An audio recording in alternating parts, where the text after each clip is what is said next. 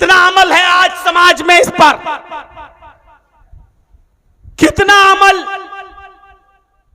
हम सोसाइटी पर नजर डालें, हम समाज पर नजर डालें, हम अपनी शादियां देखें। इन्ना आज़मन निकाही बरकतन आइसरुहा मऊनतन, अल्लाह के नबी सबसे अजीम और बाबरकत निकाह वो है, सबसे अच्छा निकाह वो है, सबसे ज्यादा बाबरकत निकाह, बरकत वाला निकाह वो है आइसरुहा मऊनतन, जिसमें खर्चा सबसे कम।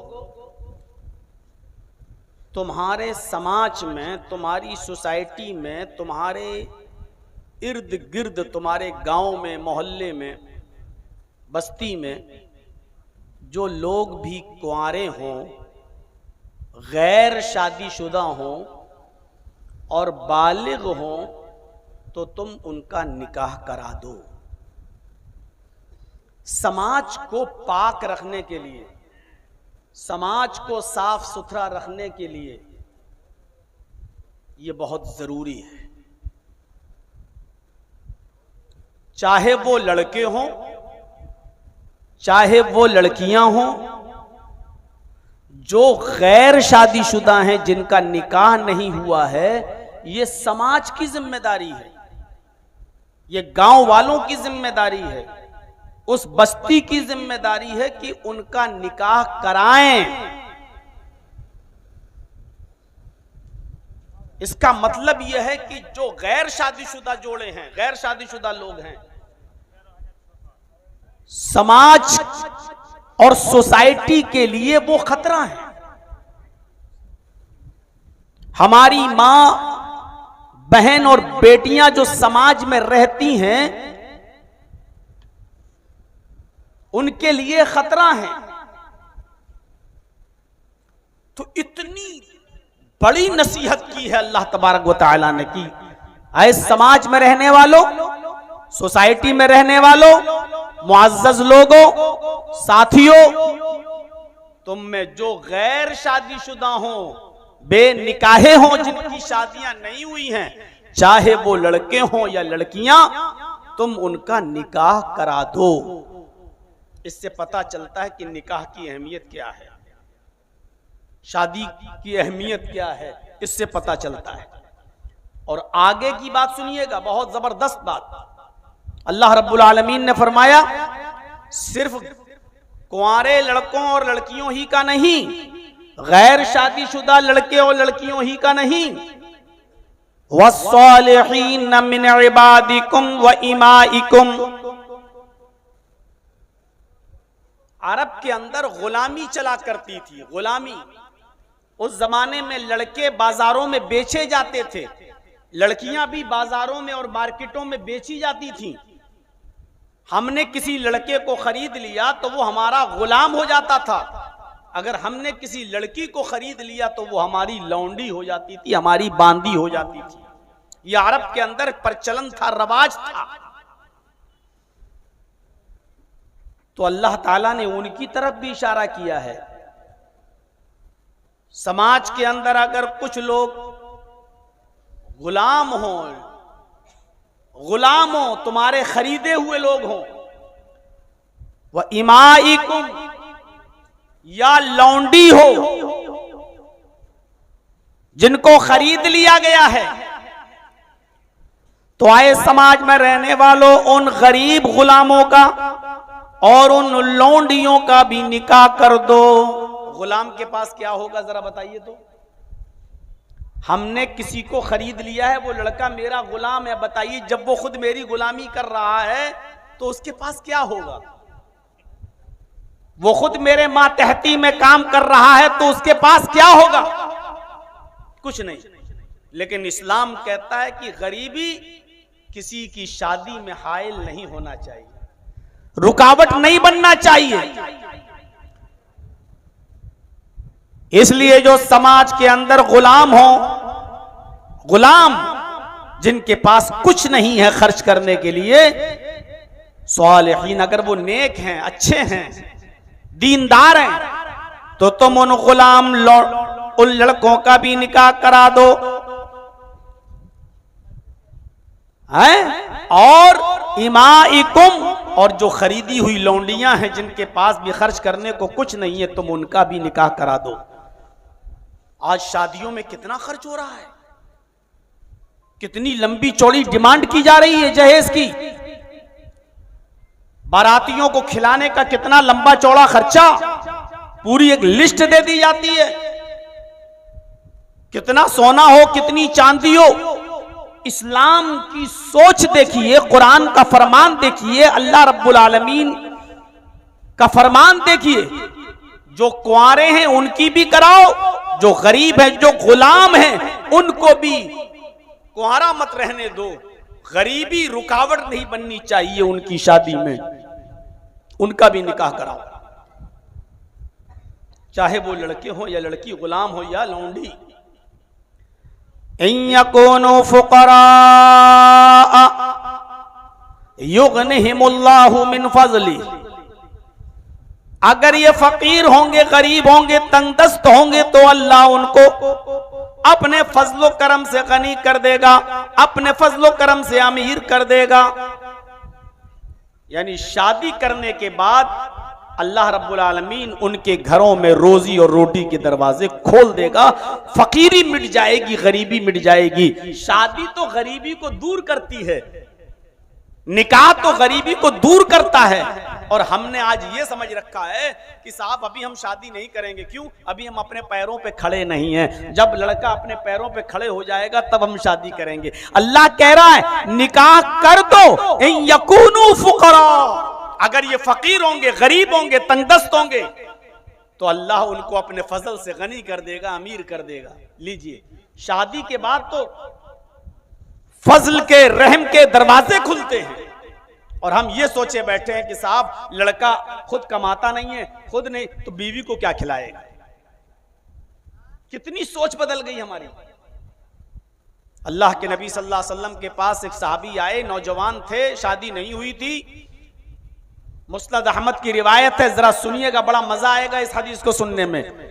वो आए और कहा कि अल्लाह के रसूल बड़ी तंगदस्ती है घर में, सुबह खा लो तो शाम को नहीं मिलता, शाम को खा लो तो सुबह नहीं मिलता, क्या करूं मैं? तो अल्लाह के नबी ने उनसे पूछा क्या तुम्हारी शादी हो गई? तो कहने लगे कि नहीं है अल्लाह के रसूल, अभी मेरा निकाह नहीं हुआ। तो आपने फरमाया इसीलिए तो तुम्हारी हालत खराब है, इसीलिए तो गरीबी है, इसीलिए तो तंगदस्ती है। आपने उससे कहा कि जाओ और निकाह कर लो, शादी कर लो, अल्लाह का फजल होगा तुम्हारे ऊपर। वो कहने लगे अल्लाह के रसूल शादी करने से क्या हमारे पास फिक्र फाके के दरवाजे बंद हो जाएंगे? आपने कहा शादी से बरकत होती है, जाओ निकाह कर लो। वो सहाबी गए और निकाह कर लिया। जब शादी की तो 15 दिन के बाद आए, और 15 दिन के बाद आने के बाद कहा अल्लाह के नबी ने क्या हाल है, शादी कर ली, कैसी गुजर रही है? कहा अल्लाह के रसूल बहुत बुरा हाल है। कहा क्यों? कहा पहले तो एक टाइम का खाना मुझे मिल जाता था, अब तो एक टाइम का खाना मिलता भी है तो वो बीवी खा लेती है, हम तो दोनों टाइम अब भूखे मर रहे हैं, अब तो बहुत बुरी कंडीशन हो गई है मेरी। आपने शादी करवा दी, अब तो उसकी भी जिम्मेदारी मेरे ऊपर हो गई है, कुछ भी दरवाजे नहीं खुले रहमत के। आपने कहा अच्छा? कहा अल्लाह के रसूल अब काम बताइए, अब तो बीवी की भी जिम्मेदारी हो गई मेरे ऊपर, अब क्या करें? आपने थोड़ी देर सोचा और सोचने के बाद फरमाया ठीक है तुम्हारे लिए एक रास्ता है। कहा क्या? आपने कहा कि मेरी बात मानोगे? कहा जी बताइए। आपने कहा तुम एक निकाह और कर लो, एक शादी और कर लो। वो साहबी कहते हैं अल्लाह के रसूल क्या इरादा है आपका? आप चाहते क्या हैं, मैं जीते जी मर जाऊं? आपके कहने से एक शादी कर ली, अंजाम देख लिया। आपने कहा ना, शादी के बाद रहमत के दरवाजे खुलते हैं, तेरे घर में रहमत के दरवाजे क्यों नहीं खुले? कुछ वजह तो होगी। कहा अच्छा तुम एक और निकाह करो, इंशाअल्लाह बरकत होगी। उसने कहा ठीक है मैं कर लेता हूं। वो गए और जाने के बाद उन्होंने एक निकाह और कर लिया। अब कितनी बीवी हो गई? 2। अब 8 दिन के बाद ही चले आए। अल्लाह के रसूल ने पूछा क्या हाल है? सर नीचे कर लिया। आपने कहा कुछ बरकत नहीं हुई? कहा अल्लाह के रसूल बरकत की तो बात ही मत कीजिए, दिल की हरकत बंद होने वाली है। 2 बीवी की जिम्मेदारी हो गई, कुछ नहीं हुई हरकत बरकत। अब तो और बुरा हाल हो गया मेरा। घर पे जाओ तो बीवी कहती कुछ कमा के लाए हो?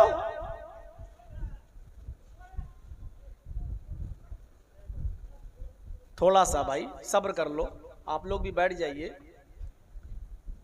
बीवी कहती कुछ कमा कर लाए, अगर कह दो नहीं तो दोनों में से कोई अपने पास नहीं सोने देता, चलो बाहर जाओ, जाओ लेटो। रात घर में अच्छी नहीं कट रही, दिन मेरा अच्छा नहीं कट रहा है।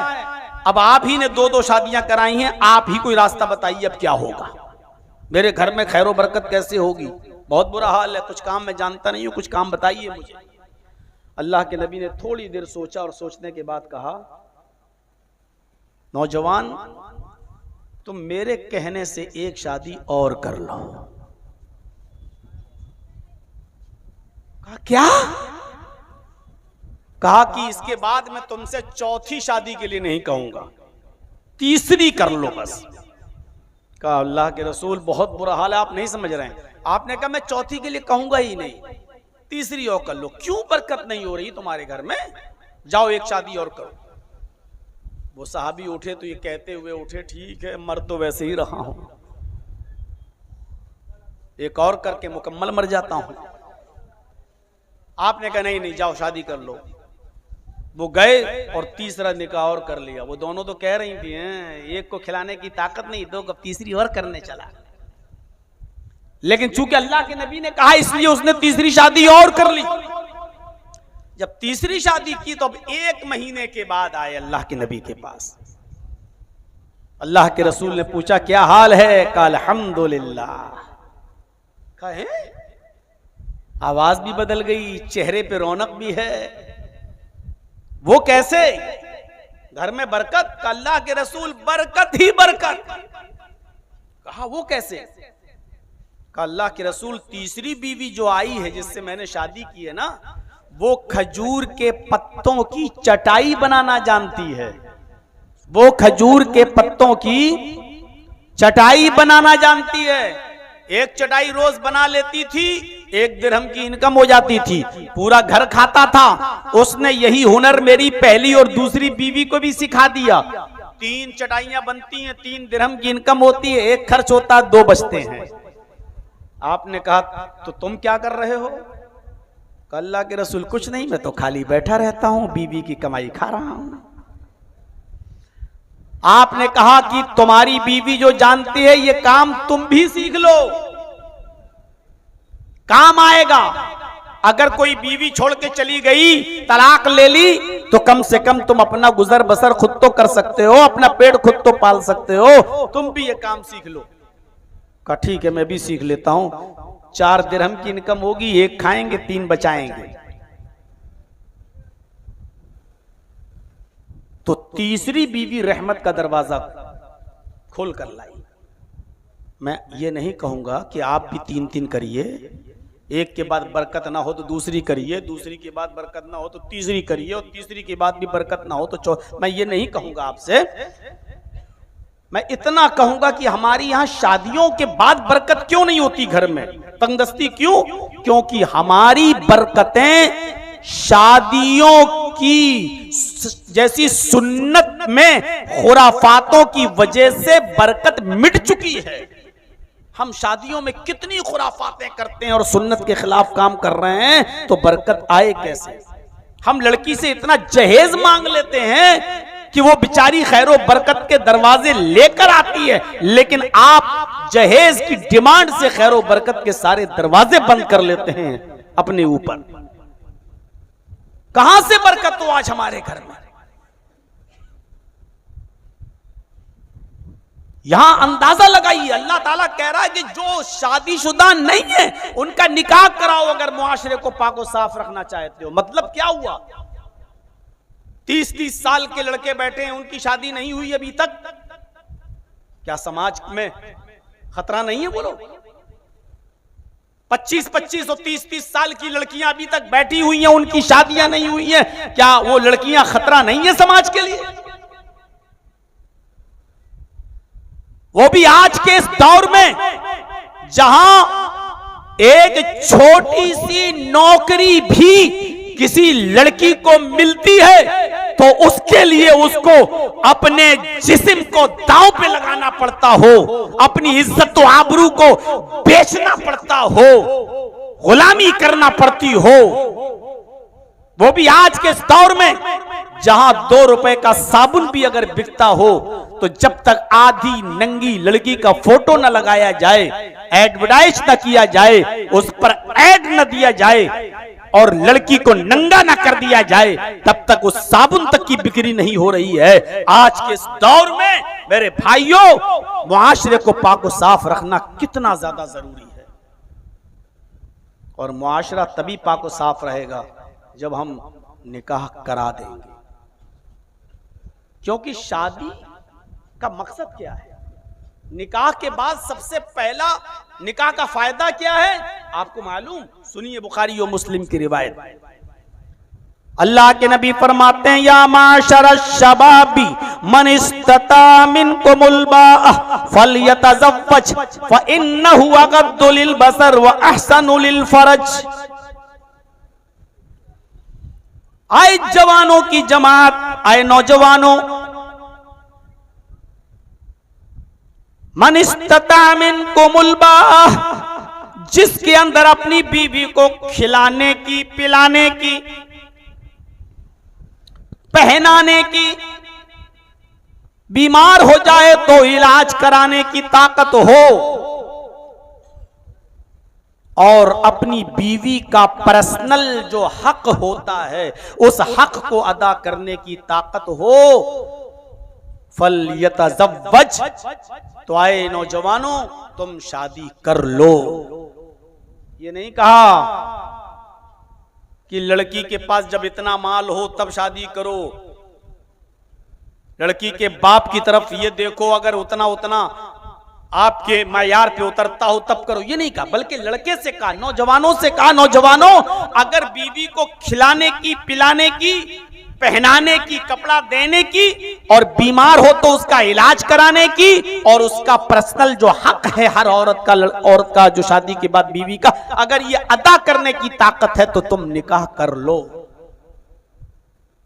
और उसके फौरन बाद कहा कि निकाह क्यों कर लो, शादी क्यों कर लो? फ़इन्नहु अगद्दु लिल बसर, ये है पाकीज़गी, क्योंकि निकाह करने के बाद निगाहें नीची हो जाती हैं, निगाहें झुक जाती हैं। व अहसनु लिल फरज, और शर्मगाह की हिफाजत होती है, शर्मगाह की हिफाजत होती है। 2 फायदे बताए। शादी का पहला फायदा, निगाहें झुक जाती हैं। निगाहें झुकने का मतलब समझ रहे हो?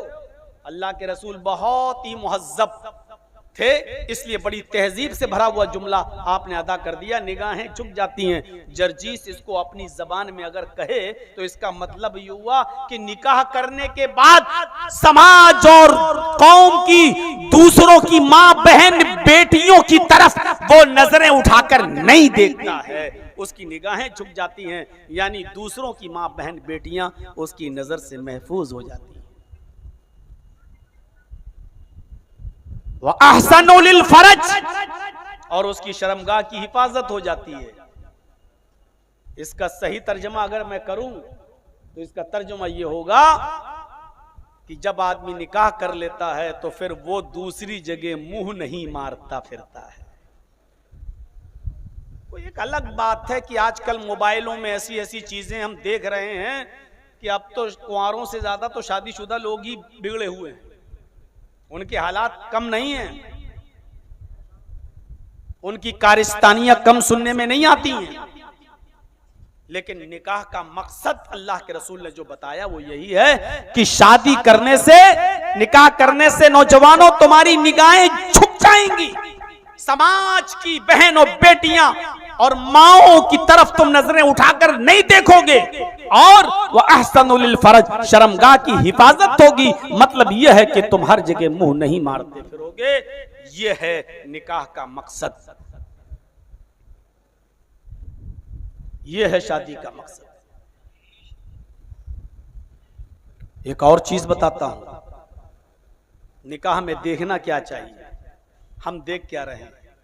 एक हदीस सुनाता हूं जिसका ताल्लुक लड़कों से है। लड़के वाले आम तौर पर लड़की वालों में या लड़की के अंदर क्या देखते हैं। अल्लाह के नबी फरमाते हैं, तुनकहुल मरातुल लिअरबईन लिमालिहा वलिहस्बिहा वलिजमालिहा वलिदीनिहा फज़फर बिज़ातिद्दीन। अब सुनिए, लड़के लड़कियों के अंदर आमतौर पर जो चीजें देखते हैं उनमें पहली चीज होती है लिमालिहा, माल कितना मिलेगा, लड़की का बाप मालदार कितना है। सच कहूं, जैसे कुत्ते की हजर हड्डी पर होती है, ऐसे ही कुछ कुत्ता सिफत इंसानों की नजर लड़की के माल पर होती है। ये सही बात है, बुरी लगेगी। खास तौर पर हीरो होंडा, यामा मोटरसाइकिल मांगने वालों को, कार मांगने वालों को थोड़ी बुरी लगेगी, लेकिन कोई बात नहीं, थोड़ा बर्दाश्त कीजिए। डॉक्टर भी इंजेक्शन लगाता है तो दर्द बर्दाश्त करते हो ना, उसको थप्पड़ तो नहीं मारते हो, क्योंकि इंजेक्शन के बाद ही आपको फायदा होगा। और अब मर्ज इतना बढ़ चुका है समाज के अंदर कि अब जर्जीज साहब के पास होम्योपैथिक दवा है तो, लेकिन जर्जीज साहब जानते हैं कि होम्योपैथिक दवा इस मर्ज में काम नहीं करेगी, क्योंकि मर्ज बहुत बढ़ चुका है। अब आपको ऑपरेशन की जरूरत है, उस फोड़े को अब काटने की जरूरत है। होम्योपैथिक दवा से बैठेगा नहीं। कुछ बीमारियां ऐसी हैं जहां होम्योपैथिक दवा जादू की तरह काम करती है, और कुछ मर्ज ऐसे हैं जहां होम्योपैथिक दवा मरने के बाद फायदा करती है, बहुत लेट। तो ये मर्ज इतना बढ़ चुका है माल का कि ये फोड़ा को काटने की जरूरत है। इसलिए मैंने ये मिसाल दी, जैसे कुत्ते की नजर हड्डी पर होती है, ऐसी कुछ लोगों की नजर लड़की के माल पर होती है, कितना मिलेगा। तो उनका हुलमरा तो लियार बाइन लिमालिया, कुछ लोग होते हैं जो माल देखते हैं, वले हस्बिहा, कुछ लोग होते हैं जो हस्ब नसब देखते हैं। हस्ब नसब देखते हैं, मैं खान हूं, लड़की भी खान है कि नहीं, मेरा स्टेटस इतना बुलंद है, लड़की का भी स्टेटस इतना बुलंद है या नहीं, मेरा 5 मंजिल का मकान है, लड़की का भी कम से कम उसके बाप का भी स्टेटस इतना ऊंचा है या नहीं, हम डॉक्टर हैं तो लड़की भी डॉक्टर है या नहीं। कुछ लोग होते हैं जो हस्ब व नसब देखते हैं, क्या उसका स्टेटस है, हसब क्या है। इस्लाम में इसकी कोई हैसियत नहीं। हजरत उमर फारूक रात की तारीकी में निकले, गश्त कर रहे हैं, अंधेरा है, एक घर से आवाज आती है, रात में बेटी, रात का अंधेरा है, अच्छा मौका है, दूध में पानी मिला दो, दूध में पानी मिला दो। हजरत उमर उस दीवार से कान लगा के सुनने लगे, देखें क्या बातें हो रही हैं। लड़की की बूढ़ी मां कह रही है, बेटी दूध में पानी मिला दो, और लड़की कहती है कि नहीं मां ये गलत है। हजरत उमर का ऐलान हुआ है कि अगर कोई दूध में पानी मिलाएगा तो सख्त से सख्त सजा दी जाएगी। लड़की की मां कहती है, बेटी इस रात के अंधेरे में उमर तो नहीं देख रहा है, और जब दूध में पानी मिला देंगे तो उमर को क्या पता कि इसमें पानी मिला हुआ है। कौन जा रहा है उमर के पास, मुझे तेरी शादी कराना है, इसलिए पैसों की सख्त जरूरत है, तेरे शादी के लिए हमें खर्च की जरूरत है, इसलिए हमें जल्दी कमाई हासिल करना है, कुछ कमाना है। मैं जो कह रही हूं पानी मिलाओ, बेटी इस वक्त उमर नहीं देख रहा है, मिला दो पानी। उस बेटी ने जवाब दिया, मां उमर नहीं देख रहा तो क्या हुआ, उमर का रब तो देख रहा है, मैं उमर से नहीं डरती, उमर के रब से डरती हूं। धोखा देना गलत है। मोहम्मद रसूलुल्लाह ने फरमाया, मन गश्शा फलैसा मिन्ना, जिसने किसी को धोखा दिया वो हम में से नहीं, जिसने किसी को धोखा दिया वो मुसलमान नहीं, वो हम में से नहीं। मां मैं दूध में पानी नहीं मिलाऊंगी, उमर नहीं देख रहा तो क्या हुआ, उमर का रब तो देख रहा है। उमर ने ये बात सुन ली, अपने खादिम से कहा मकान नंबर नोट करो और आगे चलो। उस वक्त कुछ नहीं बोला, आगे बढ़ गए। सुबह हुई तो उसी कासिद के हाथ, उसी खादिम के जरिए मां बेटी दोनों को बुलाया अपने ऑफिस में। मां से पूछा कितना पानी मिलाया था दूध में। वो समझ गई कि मेरी चोरी पकड़ी गई। कहा अमीरुल मोमिनीन पानी नहीं मिलाया। कहा क्यों, तुम तो बोल रही थी। कहा हाँ मैं बोल रही थी पानी मिलाने के लिए, लेकिन मेरी बेटी ने मना कर दिया और इसने नहीं मिलाया। उमर ने कहा मैं जानता हूं कि तुम्हारी बेटी ने दूध में पानी नहीं मिलाया। कहां रिश्ता किया है अपनी बेटी का। कहा अमीरुल मोमिनीन अभी कहीं रिश्ता नहीं किया है, मेरे हालात ऐसे नहीं है कि रिश्ता कर सकूं, अभी मैं बहुत तंगदस्त हूं। हजरत उमर ने कहा कि मैं अपने बेटे के लिए तेरी बेटी का हाथ मांग रहा हूं। बैठे हो, सुन रहे हो, मैं जानता हूं कि मेरी तकरीर का असर क्या निकलेगा। मैं जानता हूं एक खूबसूरत कोयल कूकती है, कहते हैं कितना अच्छा बोली, बस इतना ही कह के रह जाओगे। मौलाना आए थे, माशाल्लाह बड़ी अच्छी तकरीर की, चाय की होटल पे इतना ही कहोगे, लेकिन जो कहा जा रहा है यही सुन रहे हैं और यही झाड़ के चले जाएंगे, कोई किसी बात पर अमल नहीं होगा। हजरत उमर 22 लाख मुरब्बा मील जमीन पर हुकूमत करने वाली शख्सियत,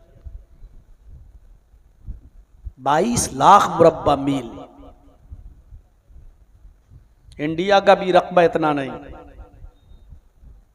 22 लाख मुरब्बा मील। पूरी सऊदिया, इराक भी उसी में, ईरान भी उसी में, मिस्र भी उसी में, फिलिस्तीन भी उसी में, उर्दू भी उसी में, अलजायर भी उसी में है। ये सब अलग अलग मुल्क हो गए, आज अलग अलग कंट्री हैं, ये सब पहले एक थे। इतनी बड़ी सल्तनत पर अकेला हुकूमत करने वाला, 22 लाख मुरब्बा मील पर हुकूमत करने वाली शख्सियत कह रही है, आए बूढ़ी मां तेरी बेटी के लिए उमर अपने बेटे के लिए हाथ मांग रहा है, क्या तू अपनी बेटी का हाथ मेरे बेटे को देगी। कहा अमीरुल मोमिनीन मजाक क्यों करते हो, तसव्वुर भी नहीं था कि उमर अपने बेटे के लिए मेरी बेटी का हाथ मांगे। कहा अमीरुल मोमिनीन मजाक क्यों करते हो। फरमाया ऐ बूढ़ी मां मैं मजाक नहीं कर रहा हूं, मैं तेरी गरीबी की वजह से नहीं, तेरी बेटी की दीनदारी की वजह से मैं अपने बेटे के लिए तेरी बेटी का हाथ मांग रहा हूं। इसलिए तेरी बेटी से मैं अपने बेटे की शादी कराना चाहता हूं, क्योंकि तेरी बेटी उमर से नहीं उमर के रब से डरती है, उमर से नहीं उमर के रब से डरती है। और यही असली दीन है, यही तकवा है, यही परहेजगारी है। मैं ऐसी बहू चाहता हूं जो अल्लाह से डरने वाली हो, जो दीनदार हो। वो औरत तैयार हो जाती है और हजरत उमर ने अपने बेटे की शादी उसी दूध में पानी मिलाने के लिए कहने वाली औरत की बेटी से, उस गरीब लड़की से अपने बेटे का निकाह कर दिया। कहां हैं हम और आप? क्या क्या देख रहे हैं लड़कियों के अंदर? अब तो यह देखा जा रहा है कि इंस्टाग्राम पर इसके फॉलोवर कितने हैं, कमाती कितना है, अच्छा डांस करती है कि नहीं करती है। जो जितना कम कपड़ा पहने हैं वो उतनी ही ऊंचे खानदान की लड़की, उतनी अमीर बाप की बेटी। कितना कंजूस है बाप जो अपनी बेटी को 5 मीटर कपड़ा ला कर ना दे सके। तसव्वुर करिए आप, जब रिज़्क़ हराम हम खाएंगे, अपने हलक के अंदर पेट में हराम रिज़्क़ जाएगा तो कहां से स्वालेह और नेक औलादें पैदा होंगी। अब इंतजार कर रहे हो इब्ने तैमिया पैदा हो, इब्नुल क़य्यिम पैदा हो, अहमद इब्ने हंबल आए, इमाम शाफी पैदा हो। अरे ये सारी औलादें उन माओं के पेटों से पैदा हुई जिन्होंने अपनी पूरी जिंदगी में कभी हराम का एक लुक्मा अपनी जबान पे नहीं रखा। हम हराम माल खाएं, धोखा दे देकर मुसलमानों आपस में एक दूसरे को धोखा देकर हम बिजनेस करें, बेईमानी करें, रिश्वत खाएं, सूद खाएं, ब्याज खाएं और मारे हराम अब खुद खाएं, बीवी को खिलाएं, तो हमारी बीवी की कोख से इंस्टाग्राम पर डांस करने वाली औलादें पैदा नहीं होंगी, नाचने वाले नचनिये और गवैये पैदा नहीं होंगे। तो आप ये उम्मीद रखते हैं कि इब्ने क़य्यिम पैदा हो, इब्ने तैमिया पैदा हो? नहीं, आज के दौर में ये उम्मीदें कहां लगाई जा सकती हैं। हजरत उमर ने उस गरीब लड़की को अपने घर की बहू बनाया, अपने बेटे की बीवी बनाया। फिर आइए उसी हदीस पर, 4 चीजें, 2 चीजें बताई। लिमालिहा, माल देखा जाता है, वली हस्ब हस्ब नसब देखा जाता है, वली जमालिहा, कुछ लोग लड़की की खूबसूरती भी देखते हैं कि खूबसूरत कितनी है, खुद तो लंगूर हैं लेकिन बीवी हूर चाहिए। कुछ लोगों की चॉइस ये भी होती है कि लड़की खूबसूरत मिले। 3 चीजें। और चौथी चीज बताई अल्लाह के रसूल ने, और लड़की के अंदर क्या देखा जाता है? वलिदीनिहा, दीनदारी भी देखी जाती है। ये 4 चीजें लड़की के अंदर देखी जाती हैं, माल, हस्बो नसब, खूबसूरती और दीनदारी। इन 4 चीजों में कामयाब लोग कौन हैं? ये 4 चीजें देखने वालों में कामयाब लोग कौन हैं? फरमाया फज़फर बिज़ातिद्दीन, जो इन 4 चीजों में दीन देखकर, दीनदारी देखकर जो निकाह करता है लड़की के अंदर, वो कामयाब हैं। उनको तरजीह दो, फज़फर बिज़ातिद्दीन, दीन वाली को तरजीह दो। यानी वही लोग कामयाब हैं जो दीनदार लड़की से शादी करते हैं। दीनदार लड़की जब घर में आएगी तो आपकी मां की भी खिदमत कर लेगी, आपकी बहन की भी खिदमत कर लेगी। मॉडर्न जमाने की लड़की लाओगे, सीधे कहेगी तेरी मां का ठेका हमने नहीं लिया, तेरी बहन का ठेका हमने नहीं लिया, तेरे बाप का ठेका हमने नहीं लिया। 5-6 महीने सही से रहेगी, 1 साल होते होते तुम्हें तुम्हारी माँ और तुम्हारे बाप से भी दूर कर देगी और अलग होने की शर्त लगाना शुरू कर देगी। और आप अलग नहीं होंगे तो कहना शुरू कर देगी इस घर में जिन्नात का असर है, साया है, ड्रामा करना शुरू कर देगी। औरतों के मकरो फरेब से आप वाकिफ नहीं हैं। जितनी लड़कियां आजकल आंखें बंद करती हैं जो घूम रही हैं ना, 100 में 95 लड़कियां ड्रामेबाज होती हैं, नौटंकी करती हैं।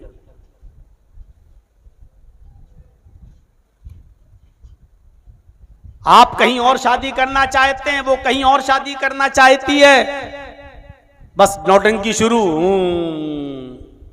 मैं भुगत चुका हूं इस मंजर को। भोपाल में प्रोग्राम में गया था एक बार, मुझे लोगों ने कहा मौलाना साहब कई लाख रुपए खर्च हो चुके हैं, एक लड़की है हमारे घर में, जरा एक नजर उसको देख लीजिए मौलाना, बहुत परेशान है, 3 सालें 4 सालें हो गई इलाज करा करा के सही नहीं होती। मैंने कहा भैया ये सब मैं नहीं जानता हूँ यार, ये सब काम एक्सपर्ट लोगों से करवाओ, हम लोग इन सब कामों के पीछे नहीं पड़े हुए हैं। अब वो कहने लगा नहीं नहीं मौलाना चलिए, तो आप माशाल्लाह इतनी अच्छी तकरीर करते हैं, कुछ दुआ हुआ कर दीजिए। जबरदस्ती अपने घर पे ले गया, नाश्ता वाश्ता कराया, और जब उसकी लड़की की तरफ नजर गई ऐसे, उस वक्त हमारी उम्र बहुत कम थी, 10-12 साल पहले की बात है, और कम उम्र थी। कहने लगी किसको लाए? हम ही को बोल रही है। बड़े बड़े बूढ़े मौलवी इलाज नहीं कर पाए, ये कल का लड़का ये इलाज करेगा मेरा। हमने कहा चुप चुप चुप चुप। हमने अरे बाप रे मर गए, बिल्कुल लग रहा था जैसे झपट जाएगी। अब मैंने सोचा कि भाई इसका इलाज तो मेरे पास है नहीं दिल में। मैंने अलग आके बाहर निकल के कहा कि भाई किसी बड़े आदमी को देखो, मैं बिल्कुल एक्सपर्ट नहीं हूं। कहा मौलाना कुछ दम तो कर दीजिए। मेरे दिल में आया कि एक चालाकी करो, खेल खेलो। मैंने कहा रे इसके ऊपर तो बहुत बड़ा साया है, इतना बड़ा शैतान इसके अंदर घुसा हुआ है। हमने कहा ये तो ठीक हो जाएगी। कहा कैसे? जबकि मैं सिर्फ एक धूल में लाठी मार रहा हूं, मुझे कुछ पता नहीं है। मैंने कहा कि तेल गरम करो, सरसों का तेल लाओ। बोला कितना? हमने कहा एक लीटर। 1 लीटर तेल लाया और उसी लड़की के सामने स्टोव जलाया गया और उस पर रख दिया उसको उबलने के लिए, खोलने के लिए। खूब खोल गया तेल, बहुत ज्यादा। जब खोलने लगा और जोश मारने लगा, तब उस तेल को मैंने कटोरी में भरा ऐसे, और उसको पकड़ा मैंने चिमटे से, और मैंने कहा उसके भाइयों से इस लड़की के दोनों हाथ पकड़ो और इसके दोनों पैर पकड़ो, और एक से कहा जो उसका रिश्तेदार लगता था, मैंने कहा इसका सर पकड़ो, ये तेल इसके कान में डालेंगे। क्यों? मैंने कहा वो जिन्नात जो शैतान इसके अंदर घुसा हुआ है वो कान के रास्ते ही से बाहर निकलेगा, ये बिल्कुल ठीक हो जाएगी आज के बाद। ये खोलता हुआ तेल इसके कान में डालना है, और वो अपने आंख से देख रही है, उबलता हुआ खोलता हुआ। वो तो समझ गई कि ये तेल जैसे ही मेरे कान में जाएगा तो मेरे तो कान के पर्दे बेकार हो जाएंगे, बहरी हो जाऊंगी, पड़ जाऊंगी, क्या हाल होगा मेरा। तो उसके भाई कहने लगे अरे मौलाना जलता हुआ तेल नुकसान नहीं पहुंचेगा इसको। मैंने कहा जिन्नात आग से पैदा होता है, कुछ नहीं होगा। शैतान भी आग से पैदा है, आग आग को नुकसान नहीं पहुंचाती। इस लड़की को कुछ नहीं होगा। अगर शैतान है इसके अंदर तो कुछ नहीं होगा, और नहीं होगा तो बहुत कुछ हो जाएगा। पकड़ो इसको। जैसे ही मैंने ऐसे किया वैसे वो झटकते हुए कहती है हट मौलवी, मेरा कान खराब करने के लिए आया है क्या है? मैंने कहा पकड़ो इसको। कहती मुझे कुछ नहीं है, कुछ नहीं है मुझे, मैं बिल्कुल ठीक हूं। एकदम सारी चीजें कबूल दी, और साफ साफ उसने यही कहा जो मैंने उसके भाइयों से पहले बताया था कि मुझे इश्क का मामला लग रहा है। आपकी बहन जहां शादी करना चाहती है, शायद आप वहां शादी नहीं करना चाहते हो, शायद ये मामला हो। बाद में जब उससे पूछा गया जब तेरे अंदर कुछ नहीं तो सही बता, तो उसने वही बताया, बिल्कुल वही कि हम कॉलेज में पढ़ते हैं, लड़का है वो हमारी बिरादरी का नहीं, हमारी कास्ट का नहीं, गैर मुस्लिम है, हमारे घर वाले उससे शादी नहीं होने दे रहे हैं, इसलिए हम सब कर रहे हैं। ये नौटंकियां, ये मौलवी आपको बहुत बेवकूफ बनाएंगे। तुम्हारी बेटी के बाल बड़े खूबसूरत हैं इसलिए जिन्नात आ गया, तुम्हारी बेटी खूबसूरत है इसलिए जिन्नात आ गया। अगर खूबसूरत लड़कियों पर ऐसे जिन्नात आने लगे तो ये दिल्ली और मुंबई के अंदर जो हाफ हाफ नेकर पहनकर और चड्डियां पहन के जो घूम रही हैं और बाल खोल खोल कर लिपस्टिक लगा लगा कर ये अंग्रेज औरतें आ रही हैं, और हमारी जो गोवा वगैरह में चले जाइए तो वाहियात लड़कियां फिर रही हैं। कभी इनकी ऊपर जिन्नात को देखा है आपने? कभी शैतान इनकी ऊपर हावी हुआ? जिन्नात इन लड़कियों पर नहीं, मौलवियों की खोपड़ियों में सवार हो चुका है। आप इनसे अपने आप को बचाइए, वरना लूट लेंगे आपको, बर्बाद कर देंगे आपको। मैं ये नहीं कह रहा हूं कि सब पर, 95% लड़कियां आपको बेवकूफ बना रही हैं। बात थोड़ी सी आगे की तरफ निकल गई। मैं पता नहीं ये चाह रहा था कि अल्लाह के नबी ने कहा फस पर बिज़ातिद्दीन, दीन वाली को तरजीह दो। दीनदार होगी तो सोचेगी मैं अपनी माँ को छोड़ के आई हूं तो यहाँ मेरी सास को मैं माँ का दर्जा दूंगी, मैं अपने बाप को छोड़ के आई हूं तो अपने ससुर को अपने बाप का दर्जा दूंगी। वो आपको अलग नहीं करेगी। मॉडर्न जमाने की लड़की होगी तो 6 महीने 8 महीने 1 साल में आपको आपके माँ बाप से दूर कर देगी और आपको होना पड़ेगा, वरना नौटंकियां वो इस तरीके की करेगी।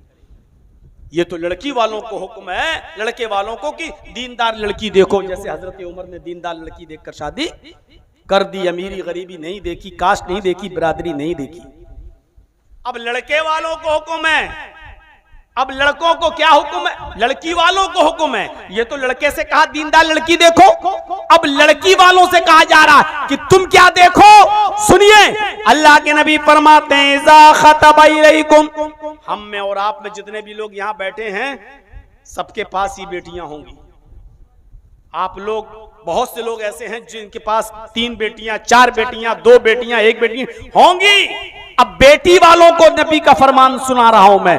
अगर किसी के पास बेटियां हैं तो सुनो, अल्लाह के नबी ने फरमाया मन खतबा इलैकुम मन तरज़ौन दीनहु व खुलुकहु, मन तरज़ौन दीनहु व खुलुकहु फज़व्विजूहु इल्ला तफ़अलूहु तकुन फितनतुन फिल अर्ज़ि व फ़सादुन अरीज़। क्या बात कही है अल्लाह के नबी सल्लल्लाहु अलैहि वसल्लम ने। अगर लड़कियों वाले इस पर अमल कर लें तो दुनिया में फितना और फसाद ही ना हो, तलाकों की नौबत ही ना आए। कितनी जबरदस्त पेशी अल्लाह के नबी सल्लल्लाहु अलैहि वसल्लम हुक्म दे रहे हैं।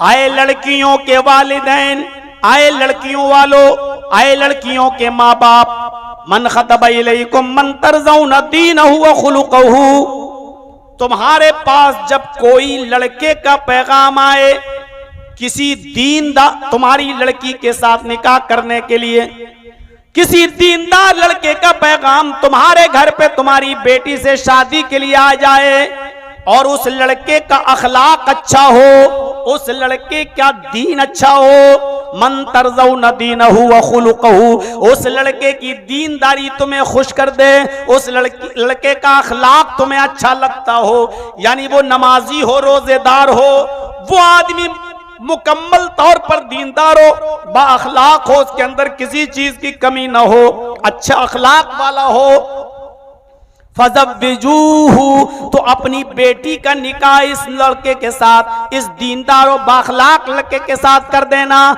अपनी बेटी का निकाह इस लड़के के साथ कर देना।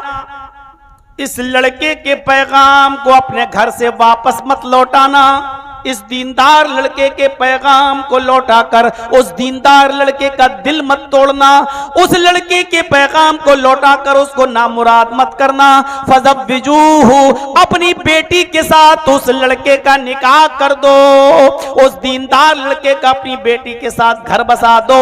इल्ला तफ़अलूहु तकुन फितनतुन फिल अर्ज़, अगर तुम ऐसा नहीं करोगे, इल्ला तफ़अलूहु तकुन फितनतुन, अगर तुम ऐसा नहीं करोगे, फितनतुन फिल अर्ज़, तो जमीन में फितना फैल जाएगा, व फ़सादुन अरीज़, और लंबा चौड़ा फसाद बर्पा हो जाएगा।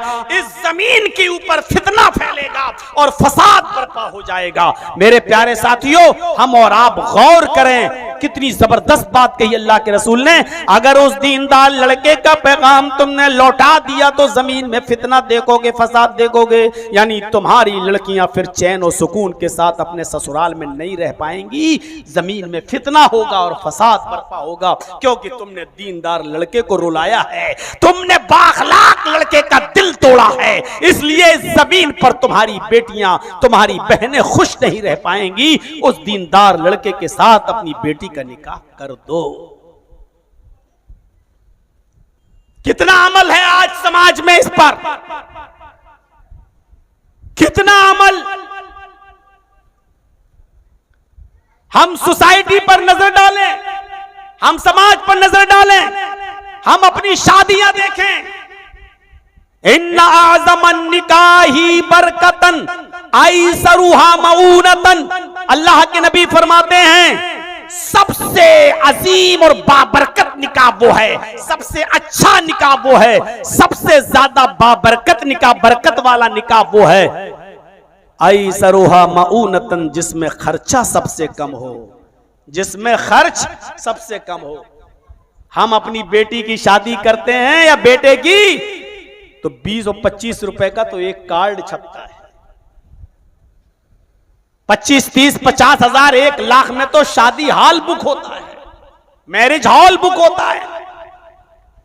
200, 300, 400, 500 आदमियों की बारात आती है और फिर बारातियों की डिमांड लड़के की तरफ से, हमारे मेहमानों की इज्जत अच्छी होनी चाहिए, हमारे मेहमानों के साथ सुलूक अच्छा होना चाहिए। जानते हो इसका मतलब क्या हुआ? देखो भाई, हमारे 200 आदमी आएंगे, 300 आदमी आएंगे, जरा इज्जत अच्छी होनी चाहिए, खातरी अच्छी होनी चाहिए। इसका मतलब समझ रहे हैं आप क्या कहना चाह रहा है? इसका मतलब यह है कि बड़े बड़े का गोश्त मत खिला देना। भीख मांगने की स्टाइल बदल गई, लेकिन है भीख। इज्जत अच्छी होनी चाहिए, मतलब मटन, देशी चिकन, इससे नीचे मत खिलाना। आपसे कहा किसने कि 300 आदमियों की बारात लेकर आओ?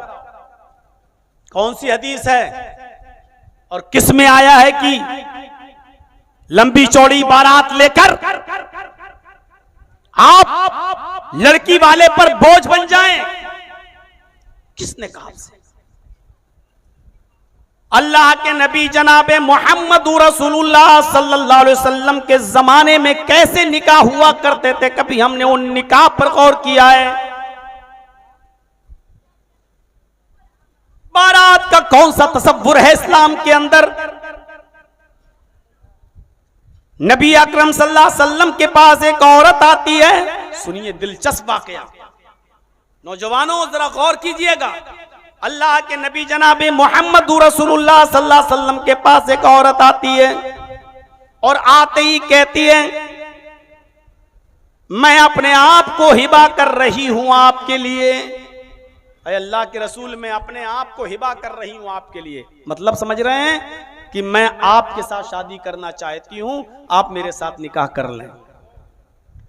याद रखिएगा, इस लड़की के बाप का इंतकाल हो चुका था, इसका भाई भी नहीं था, इसको शादी की सख्त जरूरत थी, इसको कोई सहारा चाहिए था। बुखारी किताबुन निकाह के अल्फाज हैं, अल्लाह के नबी के पास आती है और कहती है, अल्लाह के रसूल, मैं आपसे निकाह करना चाहती हूं, मैं आपसे शादी करना चाहती हूं। अल्लाह के नबी सल्लल्लाहु अलैहि वसल्लम खामोश हो रहे। उसने दोबारा कहा, आप खामोश रहे। उसने तीसरी बार कहा, अल्लाह के नबी आप बोलते क्यों नहीं है? अरे अल्लाह के रसूल, जवाब दीजिए, मैं आपसे निकाह करने की ख्वाहिशमंद हूं, मुझसे शादी कर लीजिए और मेरे साथ घर बसा लीजिए। आप तीसरी बार भी खामोश रहे। एक सहाबी वहीं बैठे थे। सुनिए नौजवानों, क्या शादी होती थी। एक सहाबी वहीं बैठे हैं, वो कह रहे हैं, अल्लाह के रसूल, ये आपसे बार बार कह रही है, आप जवाब दीजिए ना उसको। अगर आप शादी करना चाहें तो कर लीजिए, अच्छा है, बेहतर है। और अगर आप शादी नहीं करना चाहते हैं, अगर आपको जरूरत नहीं है अब और मजीद निकाह की, तो मेरे साथ शादी कर दीजिए। आज कोई कह के देख ले आदमी, कहीं कितना बड़ा बेहुदा है, देखो वो उससे कह रही शादी के लिए और बीच में ये टपक पड़ा। अल्लाह के रसूल, अगर आप करना चाहें तो बेहतर है, वो आपके साथ करने आई है, और अगर आप नहीं करना चाहते हैं तो मेरे साथ शादी कर दीजिए, मैं तैयार हूं, मैं निकाह करना चाहता हूं, मुझे भी जरूरत है एक बीवी की। अल्लाह के नबी ने फरमाया, नहीं मैं तो नहीं कर सकता, लेकिन हाँ अगर तुम्हें जरूरत है, शादी करना चाहते हो, तो तुमने एक नजर इसको देख लिया, इसने भी एक नजर तुम्हें देख लिया। अब उस औरत से पूछा, बताओ मैं तो नहीं कर सकता, क्या तुम इसके साथ निकाह करने के लिए तैयार हो? क्या तुम इसके साथ शादी करोगी? क्या तुम्हें ये लड़का पसंद है? उस औरत को चूंकि जरूरत थी, घर बसाना था, इसलिए उसने कहा, आए अल्लाह के नबी, करना तो आपके साथ चाहती थी, लेकिन अगर आपको अब जरूरत नहीं है और करना नहीं चाहते हैं तो कोई बात नहीं, शादी तो जबरदस्ती नहीं ना होती है। अगर आप नहीं करना चाहते तो कोई बात नहीं, अगर आप नहीं कर रहे हैं तो फिर इसके साथ मेरा निकाह कर दीजिए, मैं तैयार हूं। अब जो चीज बताने वाली है वो बतला रहा हूं, और सुनो साथियों, अल्लाह के रसूल ने कहा औरत तो तैयार हो गई शादी के लिए, लेकिन ऐ नौजवान ये बता अपनी बीवी को देगा क्या, मेहर क्या देगा। यानी लड़की से नहीं पूछा जा रहा है कि तेरे पास कुछ है देने को, लड़के से पूछा जा रहा है क्या दोगे। हल इंतका दईनुन, तुम्हारे पास मेहर देने को कुछ है, क्या दोगे तुम अपनी होने वाली बीवी को। तो उसका भी जवाब सुनो, उसने छूटते ही कहा अल्लाह के रसूल वो तो देने के लिए कुछ भी नहीं है मेरे पास, कुछ नहीं और शादी करना चाह रहा है। हमारे समाज में ये तसव्वुर होगा, हमारे समाज में ये तसव्वुर होगा किसी के पास कुछ ना हो और शादी। कहा अल्लाह के रसूल मा इंदी शैउन, मेरे पास कुछ नहीं है देने को। अल्लाह के रसूल ने उसको घर भेजा, पहले अपने घर जाओ। कहा क्यों? कहा इल्तमिस, कोई चीज ढूंढो, इल्तमिस शैअन, कोई चीज मिल जाए देने के लिए, अगर घर में हो तो लाओ, उसको दे दो और उसको देकर वही मेहर बना दूं और तुम्हारा निकाह हो जाए। यहां पर वो सहाबी घर गए और घर से आने के बाद कहा आय अल्लाह के नबी मैंने घर में बहुत कुछ देखा, मां वजद तो शैअन, हमने अपने घर में कोई चीज नहीं पाई, यानी हमें घर में कोई चीज नहीं मिली। आय अल्लाह के नबी सल्लल्लाहु अलैहि वसल्लम मेरे घर में कोई चीज नहीं है जो मैं इसको दे सकूं। लीजिए, कोई चीज नहीं। आपने उसको दोबारा घर भेजा और दोबारा घर भेजने के बाद उससे कहा इल्तमिस खातमम मिनल हदीद, लोहे की अंगूठी ही मिल जाए तो वही ले आओ। लोहे की अंगूठी, सोने की नहीं, चांदी की नहीं, लोहे की अंगूठी अगर मिल जाए तो वही ले आओ, उसी को मेहर में दे दो, कुछ तो दो बीवी को। वो सहाबी दोबारा घर गए, हदीस के अल्फाज आए और कहा मां वजद तो खातम मिनल हदीद, अय अल्लाह के रसूल लोहे की अंगूठी भी नहीं मिली। सोच रहे हैं घर में कुछ नहीं है देने को और शादी करना चाह रहे हैं। हम और आप ऐसा कर सकते हैं? कितना आसान कर दिया अल्लाह के रसूल ने निकाह। कहा कि लोहे की अंगूठी भी नहीं है। आपने कहा बड़े अफसोस की बात है, कुछ नहीं है तो कैसे निकाह होगा, बीवी को तो मेहर देना पड़ेगा ना कुछ ना कुछ। कहने लगा एक चीज है, अगर उससे काम चल जाए तो चला लीजिए। आपने कहा बताओ क्या है तुम्हारे पास। अब सुनोगे तो हंसी आएगी। कहता है अल्लाह के रसूल इंदी इजारुन, एक लुंगी है मेरे पास, लुंगी तहमत। आपने कहा नई? कहा नहीं, नई कहां है, सोता हूं तो उसी को पहनकर सोता हूं। जब घर में मैं आराम करता हूं तो वो लुंगी पहनकर ही सोता हूं, वही एक लुंगी है। अगर आप उस लुंगी से काम चला सकते हैं तो बताइए, वो भी पूरी नहीं दूंगा, आधी दे दूंगा इसको। आपने कहा वो लुंगी भी पुरानी है तेरे पास और वो भी पूरी देने के लिए तैयार नहीं है, आधी फाड़ देगा तो आधी तेरे किसी काम की नहीं रहेगी और आधी उसके किसी काम की नहीं रहेगी। देना है तो पूरी लुंगी दे। बोला अल्लाह के रसूल पूरी तो नहीं दे सकता, आधी में काम चल जाए तो ठीक है, आधी मेरे पास रहेगी। मैं जंगल और देहात में जाने वाला आदमी हूँ, कहीं धूप में सस्ताने के लिए बैठना होगा तो आधी फटी हुई लुंगी को बिछाकर कम से कम बैठ तो जाऊंगा, कहीं लेटना हुआ तो उसके ऊपर कहीं लेट तो जाऊंगा। हम आधी लुंगी दे सकते हैं, पूरी नहीं दे सकते। आपने कहा फिर अपने पास रख ले, आधी लुंगी का तेरे करेंगे क्या, उसके भी किसी काम की नहीं, तेरे भी किसी काम की नहीं, पूरी तू ही ले, और कुछ नहीं है। कहा नहीं। आपने कहा अच्छा इधर आओ। ओफ, ये नहीं कह रहे हैं जा तेरा निकाह नहीं हो सकता। आपने उसको बुलाया और कहा इधर बैठ गए।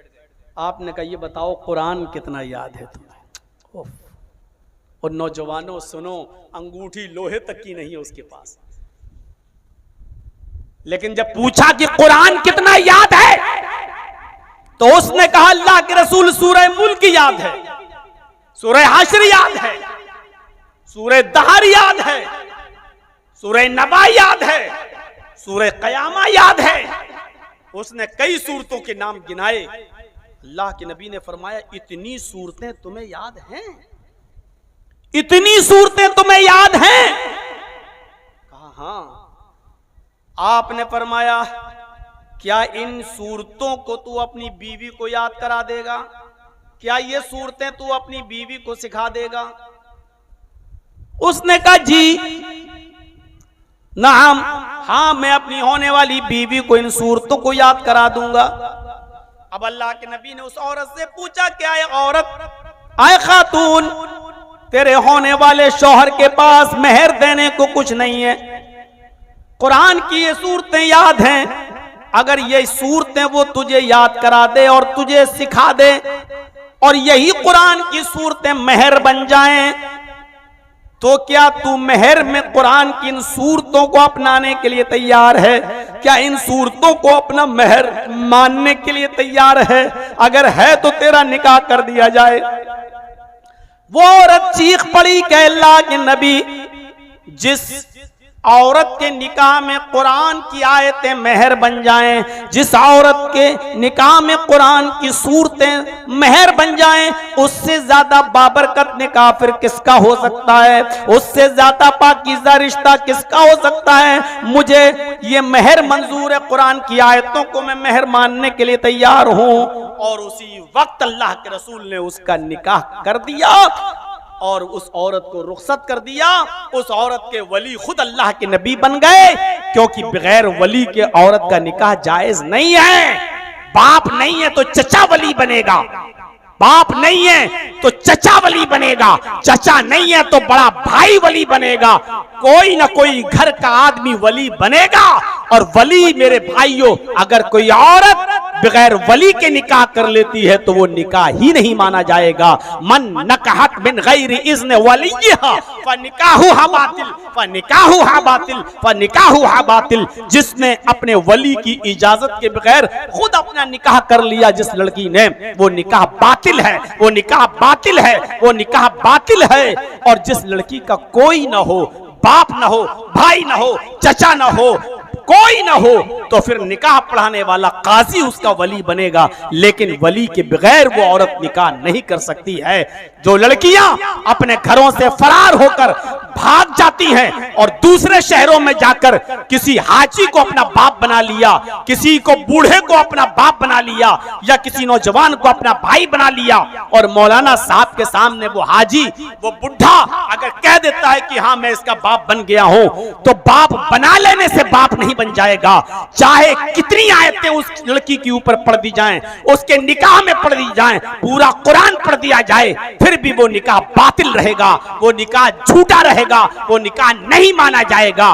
लिहाजा कोर्ट मैरिज हमारे कानून के मुताबिक तो सही हो सकती है, लेकिन शरीयत की नजर से कोर्ट में होने वाला निकाह जो माँ बाप की इजाजत के बगैर होता है, शरीयत इस्लामिया में ऐसे निकाह की कोई हैसियत नहीं है। जो लड़के और लड़कियां कोर्ट निकाह करके रहते हैं और अपने आप को मुसलमान समझते हैं, वो सुन लें कि वो जिनाकारी कर रहे हैं, वो हरामकारी कर रहे हैं। जितने बच्चे पैदा हो रहे हैं उनके वो सारे के सारे हरामी हैं, नाजायज बच्चे हैं।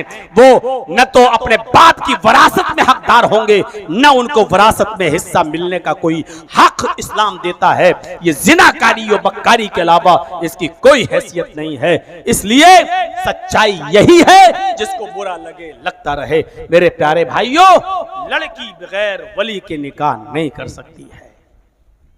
इस निकाह के अंदर न बारात का पता चला, न जहेज का पता चला, न लड़की वाले की तरफ से खाना किया गया। अब तो लड़की वाले खाना और हो रहा है, बफर सिस्टम और हो रहा है। बफे सिस्टम समझते हैं ना, बड़े बड़े शहरों में चले जाओ तो खड़े होकर खाने का सिस्टम है, इंतजाम। आप हमारे लखनऊ में आ जाइए, हमारे इटावा चले जाइए, कानपुर चले जाइए, बाराती आ रहे हैं, अच्छा सा खाना बनाया हुआ है, कुर्सियां उर्सियां नहीं है, हर आइटम बना हुआ रखा है, अपने हाथ से निकालो खाओ खड़े होकर। इसका नाम अदबन रखा गया है बफे सिस्टम। जिसका नाम होना चाहिए था कुत्ता सिस्टम, सुअर सिस्टम, गधा सिस्टम, उसका नाम रखा गया बफे सिस्टम। ये है आज हमारी तहजीब। मेरे भाइयों, मैंने शुरू में जो बात कही थी फिर दोहरा रहा हूं कि शादियों की डिमांड में जहेज की डिमांड हमारी घर की बरकतों को चाट जाती है, हमारे घर की बरकतों को चाट जाती है। आपको मालूम होना चाहिए, कलकत्ता की एक लड़की ब्याही गई थी आज से 22, 23, 25 साल पहले, और उसका रिश्ता लगा था, लेकिन जहेज की डिमांड की वजह से टूट गया। सलीम साहब की बेटी थी वो, कलकत्ता के रहने वाले। फिर हैदराबाद से एक निकाह का पैगाम आता है और लड़के ने यह तय कर लिया कि मैं सुन्नत के मुताबिक शादी करूंगा। लड़की वाले बहुत खुश हुए कि मेरी बेटी की उस सुन्नत के मुताबिक शादी होगी। जहेज देने के लिए कुछ नहीं था, शादी हो गई। लड़के ने कहा कि जब सुन्नत के मुताबिक ही निकाह करना है तो क्यों 4-5 महीने का टाइम मांग रहे हैं आप? मैं परसों आ रहा हूं और आप मेरे साथ निकाह कर दीजिए, मैं अपनी बीवी को लेकर अपने घर आ जाऊंगा। मुझे थोड़ी कोई बारात लाना है और आपको भी तो जहेज नहीं देना है। जब सुन्नत के मुताबिक ही करना है तो आप भी मत खिलाइए किसी को खाना वाना लड़की, क्या आप भी ऐसी शादी कर दीजिए। बहरहाल कहा कि आ जाइए, और फौरन आनन फानन निकाह हो जाता है। लड़का अपने साथ एक बूढ़ा आदमी और एक बूढ़ी औरत भी ले आया, जिसने ये जाहिर किया कि ये मेरे बाप हैं, ये मेरी मां है। और वो लड़का उस लड़की को लेकर चला गया। उस लड़की का नाम जमीला था। लेके चला गया। ट्रेन पर बैठकर ये लोग जाते हैं। रास्ते में किसी स्टेशन पर वो बूढ़ा और बूढ़ी उतर जाते हैं, जो उसके फर्जी मां बाप थे। लड़की हैदराबाद पहुंच जाती है। उस लड़के ने 5-6 दिन, 1 हफ्ता उस लड़की को अपने पास रखा। लड़की खुश थी, मां बाप भी खुश, चलो मेरी बेटी का शरीयत के मुताबिक, सुन्नत के मुताबिक निकाह हो गया। लेकिन 1 हफ्ते के बाद उस लड़के ने उस लड़की को हैदराबाद की किसी 5 स्टार होटल में 20,000 रुपए में बेच दिया। चला आया। उस लड़की की इज्जत के साथ खिलवाड़ होने लगा, कस्टमर आने लगे। वो हर कस्टमर को बोलती कि मैं वो नहीं हूं जो तुम समझ रहे हो, मेरे साथ धोखा हुआ, लेकिन जो पैसे देकर आया हो वो कैसे छोड़ देगा।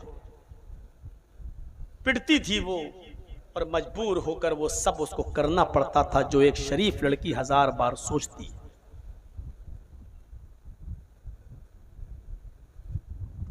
एक मौका आया कि एक लड़का कस्टमर था, उसके पास गया, लेकिन लड़की के आंखों में आंसू देखकर उसको तरस आ गया।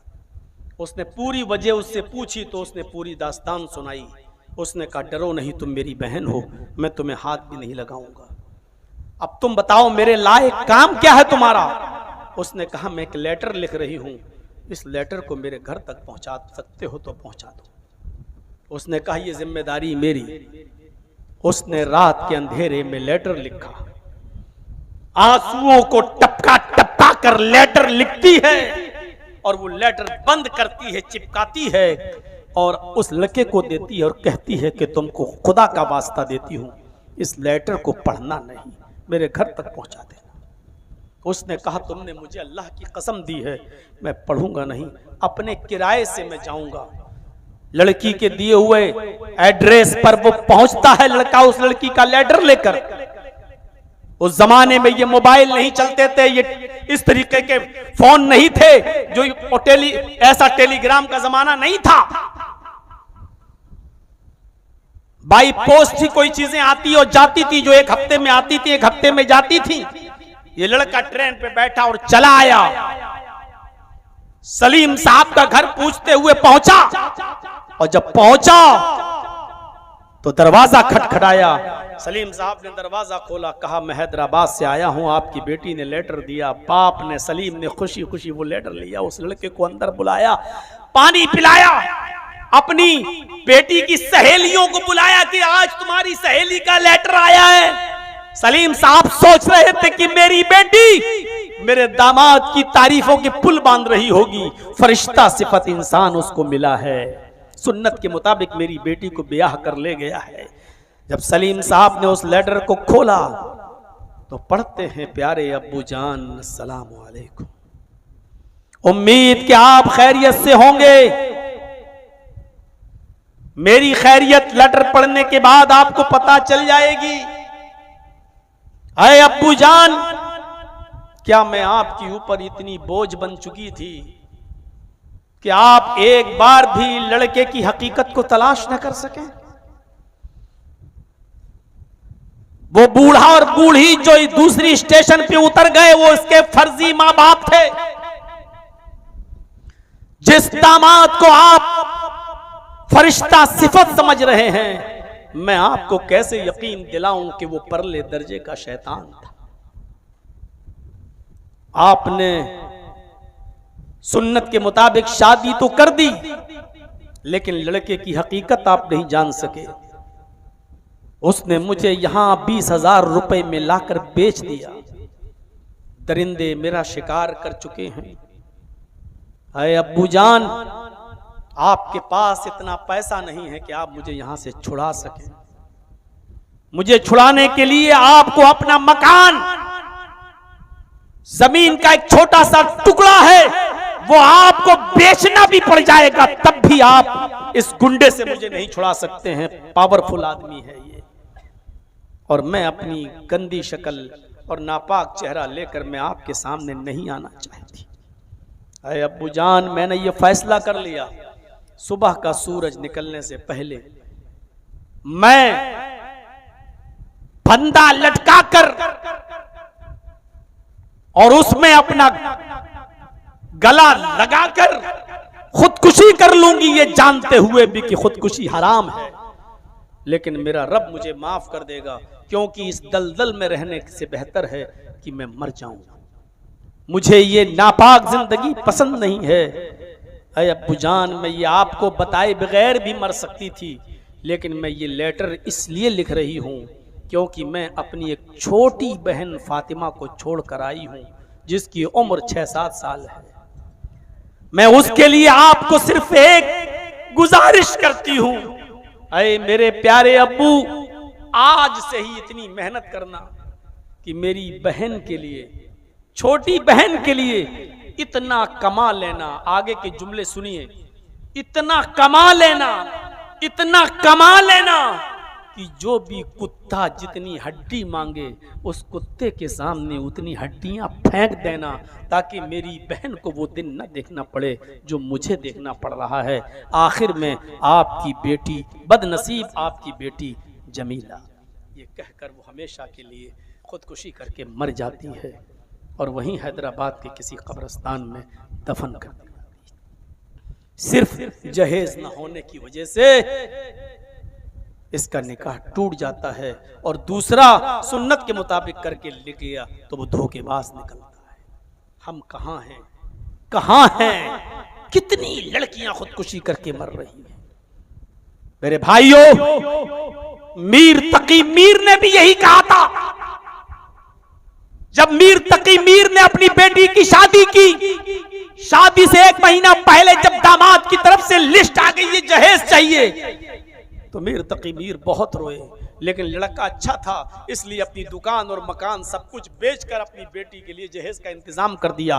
बेटी को नहीं बताया। जिस दिन बारात आई, डोली सजी, जब रोने लगे सब, तो बेटी को रोते हुए रुखसत किया, और जब बेटी डोली में बैठ गई तो वो अपनी सहेली से चिपट कर रोने लगी, मीर तकी मीर की बेटी।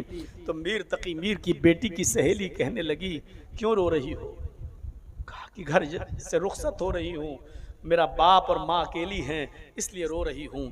कहा कि मेरी सहेली तू तो आबाद हो गई, तेरा घर तो आबाद हो गया, लेकिन तेरा बाप बर्बाद हो गया। उसने अपनी सहेली से पूछा कि मुझे सच बताओ कि बात क्या है। उसने कहा कि ऐसा ऐसा मामला है, तेरे होने वाले तेरे शौहर ने 1 महीना पहले जहेज की लिस्ट भेज दी और तेरे बाप ने उस जहेज के सामान को इकट्ठा करने के लिए इस घर को जिसको तू छोड़ के जा रही है इसको बेच चुका है। 2 महीने की मोहलत मांगी है घर खाली करने के लिए। वो दुकान बेच चुका है जिस दुकान में तेरा बाप बैठता है। 2 महीने की मोहलत दुकान की भी मांगी, तू तो आबाद हो गई लेकिन तेरा बाप बर्बाद हो गया। किसी तरीके से लड़की घर पहुंची ससुराल, लेकिन उसने अपने शौहर को हाथ नहीं लगाने दिया। कहा तुम्हें मेरे माँ बाप के माल से प्यार था, वो मिल चुका है, जाओ उसके साथ सो जाओ, खबरदार जो मेरे करीब आए। लड़के ने कहा कि आज की रात तो बड़े अरमानों की रात होती है, तुम बहस कर रही हो। उसने कहा कि आज मुझे अकेले छोड़ दो, मैं सोच नहीं पा रही हूं कि मेरा बाप किस हाल में रहेगा, मेरे बाप पर क्या गुजरेगी। मुझे नहीं मालूम था कि तुमने जहेज की डिमांड की, वरना कब की ठुकरा दी होती इस रिश्ते को।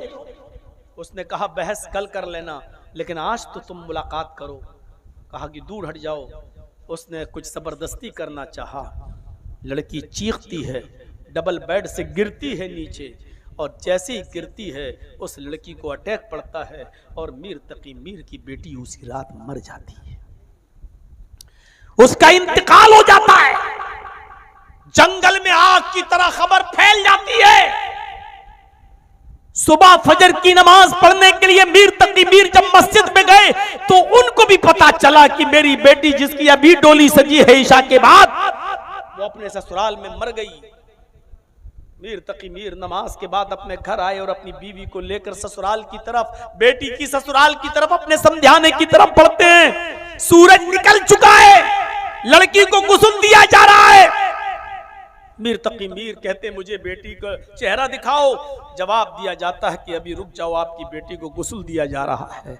गुस्ल से फारिग हो गया, नाक में कॉटन, कानों में कॉटन लगा दिया गया, सफेद कफन से लड़की को ढांक दिया गया।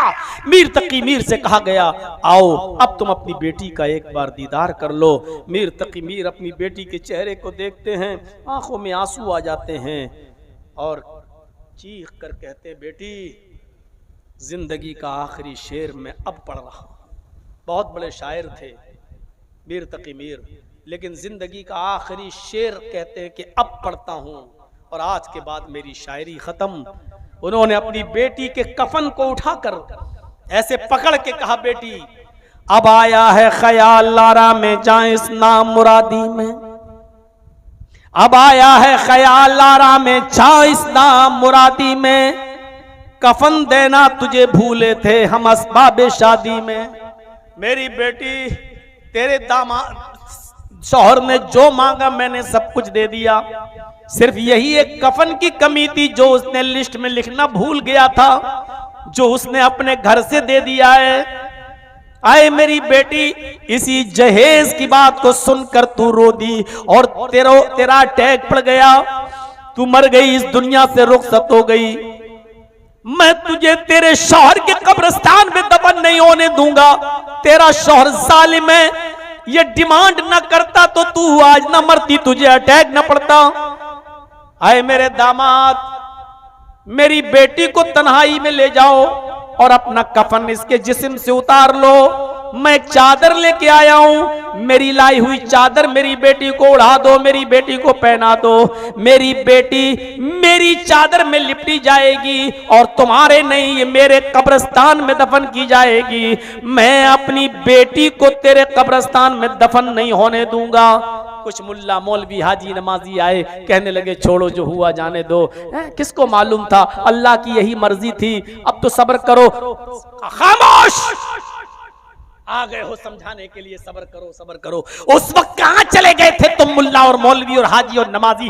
मर गए थे जब इसने एक जहेज की लिस्ट दी थी। उस वक्त नहीं कहा जा रहा था कि जहेज मत मांगो, एक गरीब आदमी इतना लंबा चौड़ा जहेज कहां से देगा। उस वक्त तुम्हारी जान चली गई थी। आज आ गए हो मुझे समझाने के लिए। मेरी बेटी इसके कब्रिस्तान में दफन नहीं होगी। और मीर तकी मीर अपनी बेटी को लेकर गए और अपने कब्रिस्तान में अपनी बेटी को दफनाया। मेरे भाइयों, जहेज की वजह से कितने लड़कियों की जानें जा रही हैं। मुझे उम्मीद है कि इंशाअल्लाह जहेज जैसी खुराफात को हम अपने मुआशरे से ख़त्म करेंगे और शादियों में आसानी पैदा फरमाएंगे। मुझे निकलना है, इसलिए मैं अपनी बात को ख़त्म करते हुए आपसे 5 मिनट के लिए यहाँ बैठकर गुजार फ़इन्न खैरल हदीस किताबुल्लाह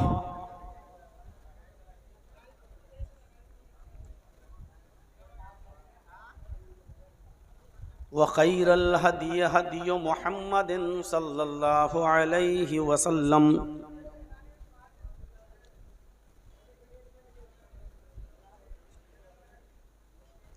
व शर्रुल उमूरि मुहदसातुहा व कुल्लु मुहदसतिन बिदअह व कुल्लु बिदअतिन ज़लालह व कुल्लु ज़लालतिन फिन्नार। अऊज़ु बिल्लाहि मिनश शैतानिर रजीम। बिस्मिल्लाहिर रहमानिर रहीम।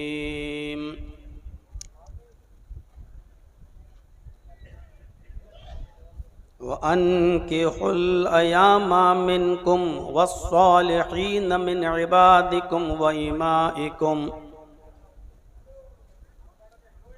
इन यकूनू फुक़रा युग़निहिमुल्लाहु मिन फ़ज़लिहि वल्लाहु वासिउन अलीम। रब्बि इश्रह ली सदरी व यस्सिर ली अमरी वहलुल उक़दतम मिन लिसानी यफ़क़हू क़ौली।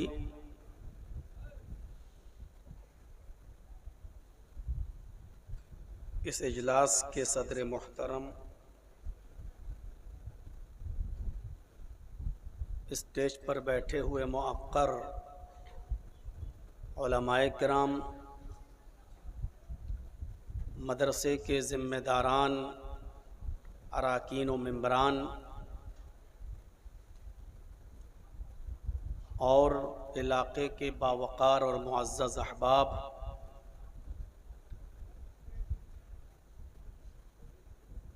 क़ुर्ब व जवार अतराफ़ व अकनाफ़ से तशरीफ़ लाए हुए मुअज़्ज़ज़ सामीईन हज़रात,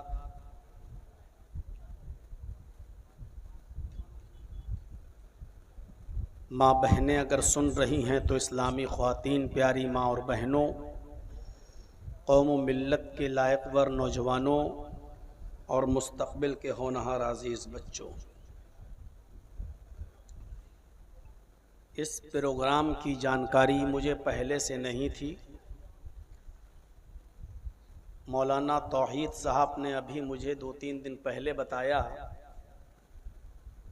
कि 28 तारीख़ को आपको 2 जगह प्रोग्राम करना है। मेरा असल प्रोग्राम जो दिया हुआ है वो लालगंज पूर्णिया में है। चूँकि 28 तारीख़ का जहाँ प्रोग्राम होना था, इलेक्शन की वजह से वहाँ पर परमिशन नहीं मिल सकी, तो उस जगह छठ पूजा की वजह से उनको परमिशन में दिक्कत हुई, तो वो प्रोग्राम कैंसिल हुआ। तो तौहीद साहब ने मुझे बताया कि उस प्रोग्राम को कहीं दूसरी जगह सेटल कर दिया गया, लेकिन 2-3 दिन पहले बताया कि वो एक जगह नहीं 2 जगह सेटल हो गया। तो मेरे लिए अब यही एक रास्ता था कि शुरू में हम आपके यहाँ ख़िताब करें और यहाँ से ख़िताब करके मुझे फ़ौरन लालगंज पूर्णिया की तरफ निकलना है और वहाँ 1 बजे से मेरा उधर भी टाइम है।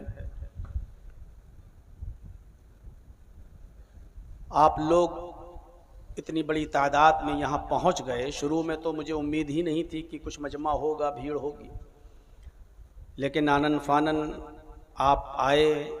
अल्लाह रब्बुल आलमीन आपके बैठने को कबूल फ़रमाए, सुनने को कबूल फ़रमाए और सुनने से ज़्यादा हमें अमल करने की तौफ़ीक़ अता फ़रमाए। ये दीनी जलसा है। इस वक्त आपके इलाक़े में इलेक्शन का भी दौर है, इंतखाब का भी दौर है। आपकी गहमा गहमी उस तरफ भी है, चर्चे उस तरफ भी हैं। हम दुआ करते हैं अल्लाह तबारक व तआला से कि अल्लाह आलमीन हमें और आपको सच्ची सत्य बुद्धि प्रदान करे, सच्ची अक्ल हमें और आपको मिले।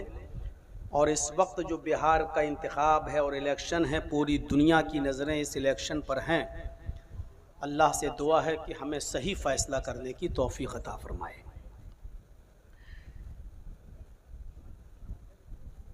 दीनी जलसा है, इसलिए कुछ दीनी बातें हमारे और आपके सामने आनी चाहिए।